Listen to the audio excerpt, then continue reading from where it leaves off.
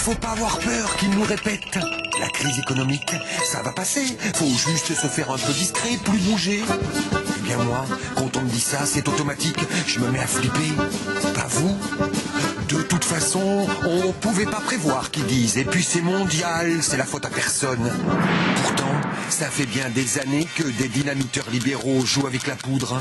Des taux d'emprunt anormalement bas, des bénéfices anormalement hauts en bourse. Depuis 2 ans, tout le monde savait, ça pouvait pas durer. Eh bien, ça n'a pas duré. 1000 milliards de dollars plus tard, les comparaisons se déchaînent pour nous faire piger. C'est un 11 septembre de la finance. Rien que ça.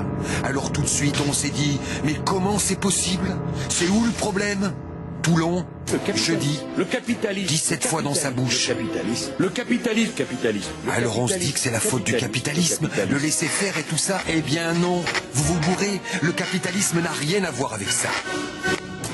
La crise financière que nous connaissons aujourd'hui, mes chers compatriotes, n'est pas la crise du capitalisme. Ah bon? C'est pas la crise du capitalisme? Alors c'est juste la crise des capitalistes, c'est ça? Voilà donc que ça ne marche plus. Ça j'ai compris. Il y a des déficits. Ouais. Et alors là, on ne connaît pas les responsables? Chercher les responsables, ah ça c'est chouette.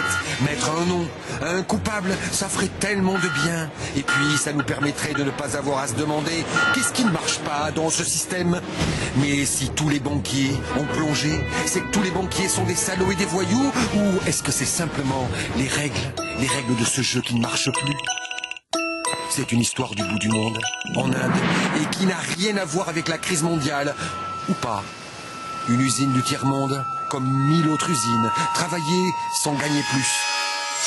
Ils ont tué leur patron. Leur patron venu annoncer un plan social. Il leur fallait un coupable face à ceux qui ne comprennent pas. La règle du grand jeu mondial. La recherche du coupable a un goût de sang. La recherche des responsables, elle, attendra. C'est une histoire en banlieue parisienne maintenant, dans le port de Gennevilliers. Une histoire qui n'a rien à voir avec la crise mondiale, n'est-ce pas? Les policiers ont découvert, dissimulé, des tonnes de déchets industriels hautement toxiques. Oh, c'était pas fait pour rester là, on allait le refiler au tiers-monde, aux pauvres. Les patrons coupables n'ont qu'appliqué la règle du jeu. Là non plus, rien à voir avec la crise mondiale. On apprend, avec le très désagréable sentiment de s'être fait avoir, que certaines marques alimentaires ont très discrètement réduit le poids et la taille de leurs produits sans toucher au prix. Moins de grammes, plus de bénéfices, malin. Quand on a changé ce grammage, qui faisait partie d'une rénovation, on a fait une conférence de presse. On a expliqué notre démarche et c'était en toute transparence. Mais ce monsieur ne faisait qu'appliquer une logique. Il y aurait même d'autres trucs pour garder des marges qui rassurent les actionnaires. Par exemple, rajouter de l'eau dans le lait. Malin. Mais c'est pour notre bien. On nous demande d'avoir des produits qui soient moins caloriques et donc dont les portions individuelles soient moins caloriques. C'est pour préserver notre ligne et celle de notre porte-monnaie. Sans toucher à l'emballage, tout changer à l'intérieur. C'est comme les biscuits, la poste. De dehors, c'est toujours cette bonne vieille poste de service public. Mais quand on ouvre le paquet, ça a changé. Tenez, même technique chez Renault, l'emballage a changé. Mais à l'intérieur, il y a moins de biscuits, il y a moins d'employés.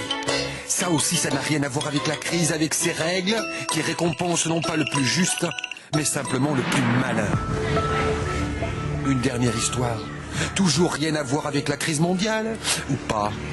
La Chine, vous savez, la Chine et son grand bond en avant. Eh ben voilà, qui font comme nous. Ils trichent, ils rajoutent, ils magouillent. Mais eux, ils y vont pas de main morte.